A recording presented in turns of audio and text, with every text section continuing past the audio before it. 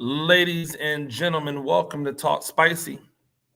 I'm Coach Gene Clemens. Thank you for joining me wherever you are joining me. Rate the show, comment, agree, disagree, but whatever you do, keep it spicy. 5-star ratings are appreciated. And if you're joining me on the YouTube channel, make sure you like, make sure you subscribe.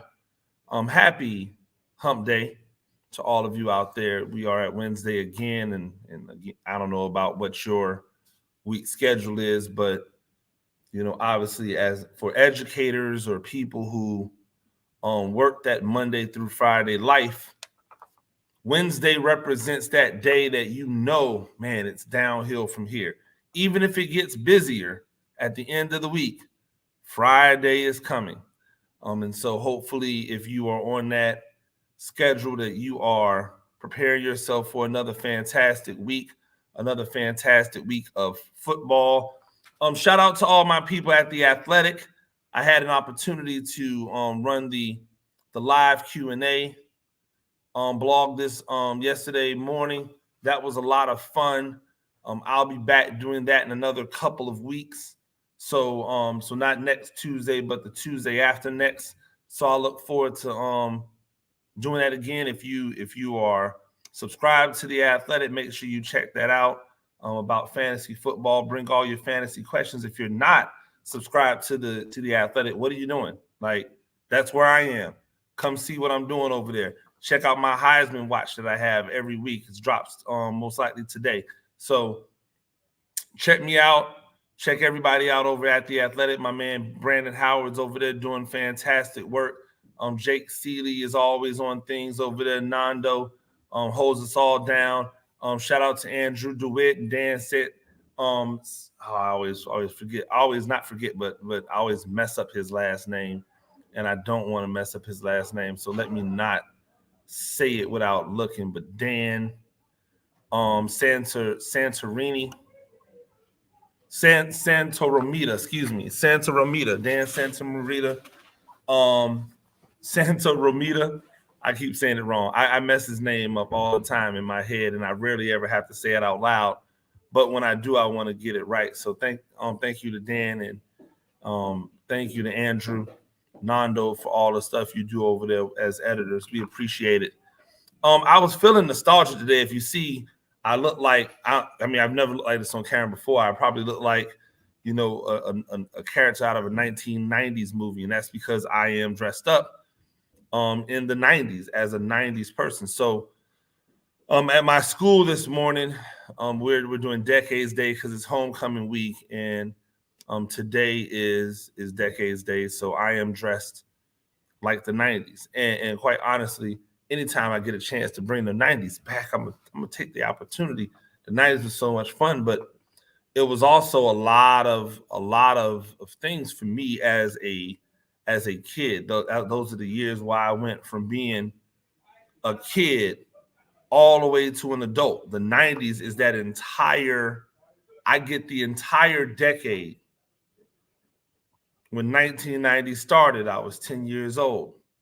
When the 90s ended, I was an adult. So the 90s really shaped and helped form a lot of who I am today. The culture, the music, the movies, everything that happened in the 90s helped shape the next 22 to 24 years of my life. And so I was just thinking about some things because I know that for a lot of people, they are moved by sports. And I've always been one that says that, I really don't get uber emotional over sports. But that's not entirely true because there's a lot of things in sports that move me. And one of the things that moved me a lot. So I have to tell you, right? So my team growing up and to this day is North Carolina basketball. Like probably almost above anything else. Even above Florida State football, even above the Bucks.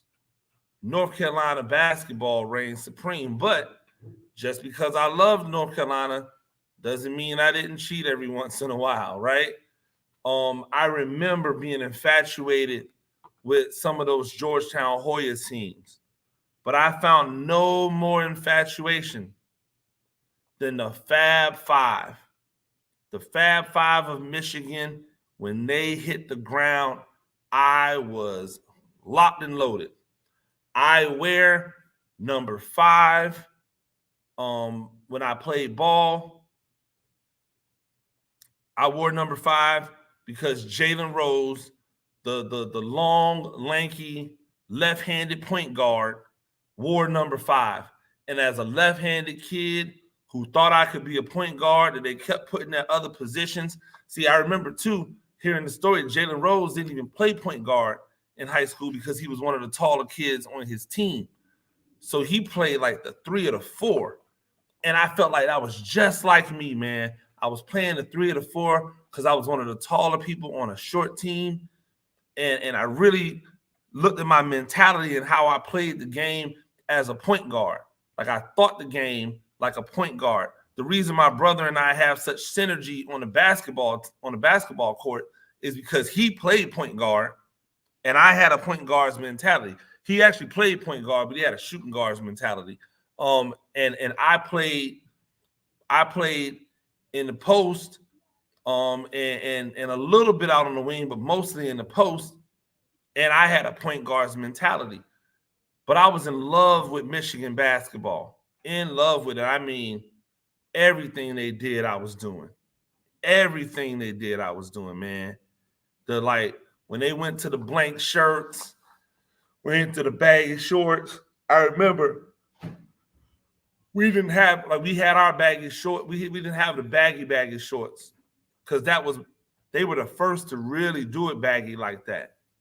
And we were housing our shorts down. We were bringing our shorts down, not because we were trying to do like some of the people are doing today. They just wear it down like that to show up their draws or something like that. No, we was doing it because we wanted them to be baggier, like the Fab Five was baggy.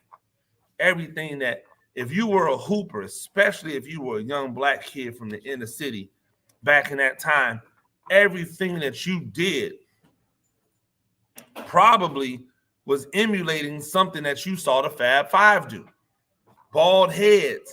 We had the baldies because the Fab Five had the baldies. Like we really and truly tried to embody everything about what they were doing. I know I did. And the antithesis of what the Fab Five was Duke. Duke basketball, even being a Carolina guy who just, naturally had a hate for Duke because we were told we were supposed to have a hate for Duke. But even as a North Carolina guy, I just never found anything to relate me to Duke. There was nothing about Duke that I liked other than Coach Krzyzewski. Like Coach K, people thought Coach K was fly, but like outside of that, there was nothing really about their players that I could identify with. The black kids that they had on the team, they just didn't embody what my lifestyle and what my culture was embodying at the time. And so there was nothing about Duke that I was down for. Like I wasn't riding with Duke on nothing. Nothing. Trust me. Nothing about Duke had me going, yeah, Duke. I mean, again, I'm young. You're talking about, in my formative years. But I love Michigan. And I remember that game in the NCAA tournament between Michigan and Duke. And everybody I was around, we were rocking for Michigan. It was going to be a thing. And my guy, Jalen Rose, who I still like I love C-Web game. I respect and love Juwan Howard, Jimmy King, Ray Allen. Those two dudes was great. They were great. But Jalen Rose was my dude, bro. Still is. I still follow a lot of what he does because, left hand lovers. You know what I'm saying? We left-handed. We got to stick together. But Jalen Rose is my guy, and to watch him ball and to watch them dudes ball when they lost to Duke. When they lost to Duke, I remember physically crying. I remember tears coming down. I was so heartbroken. I just knew that these 5 Black kids that come from backgrounds similar to mine, Juwan Howard from the Chi, Jalen Rose, Jimmy King, Ray Jackson, C. Webb from the hood. Like, I remember thinking to myself, like, we're about to watch these 5. I hadn't had a feeling like this since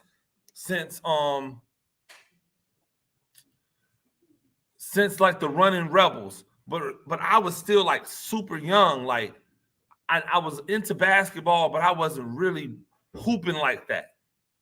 And playing on youth league teams and stuff is not the same. But when you're playing AAU ball and travel ball and high school ball, and the Fab Fives come through, like, that's what we were on. We were on that. And so to see a team like that, this was our Texas Western. This was our Texas Western.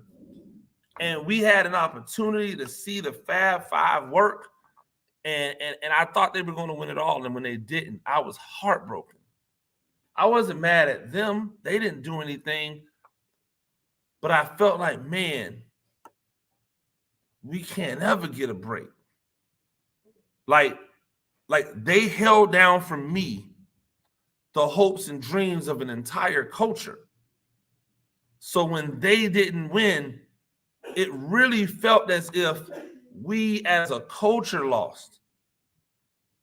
I cried, man. I remember crying. I was quickly over it because it's sport, but I remember crying. And I don't really cry over wins and losses and things of that nature. That's not really how I get down. Not as a player, not as a coach. It's never been how I got down. But I remember that was one time I cried about the game, but it really wasn't about the game. I was moved by the levity of the moment. It lifted a lot of the weight that comes from growing up like I grew up. Like we had nothing. Like we weren't living no great life. This wasn't a situation where we were up in the crib and people from all over were coming over and we was laxing. Nah, this was us hovered around the TV. If the game was on cable at that time, we may not have been able to watch it at the house, depending on if the cable was on or not. So, like, the levity of the moment, all of that weight that I felt in my life during those hours had just almost like it was floating above me. And if Michigan basketball would have won, if the Fab Five more specifically, the heck with Michigan basketball, but if the Fab Five would have won, I felt like maybe it would just take that away. But when they lost, it was like all of it hit like a bale of bricks. And then the next year, they go back again and they lose to North Carolina. Oh, gosh. My emotions, they were everywhere. What moves you? That's the question. The question is, in your life, what moves you? What maybe not draws you to tears, but what gets you to really sit back and go, man, wow, damn. I think it's important for us to be moved. Being moved is a great thing. When somebody moves you, whether it's positively or negatively, it reinforces that you live. It reinforces that you feel. And you're not just feeling things that are selfish, but you feel it all. It's a powerful thing. I want you today, I challenge you today to find something that moves you. Find something that brings you to a moment that you may not have been before. It's cathartic, and we all should be taking care of our hearts. Ladies and gentlemen, that's Talk Spicy. I'm Coach Gene Clemens. You do this thing a few times a week. Rate the show, comment, agree, disagree, but whatever you do, keep it spicy. 5-star ratings are appreciated. And if you're joining me on the YouTube channel, make sure you like, make sure you subscribe. Until next time, peace.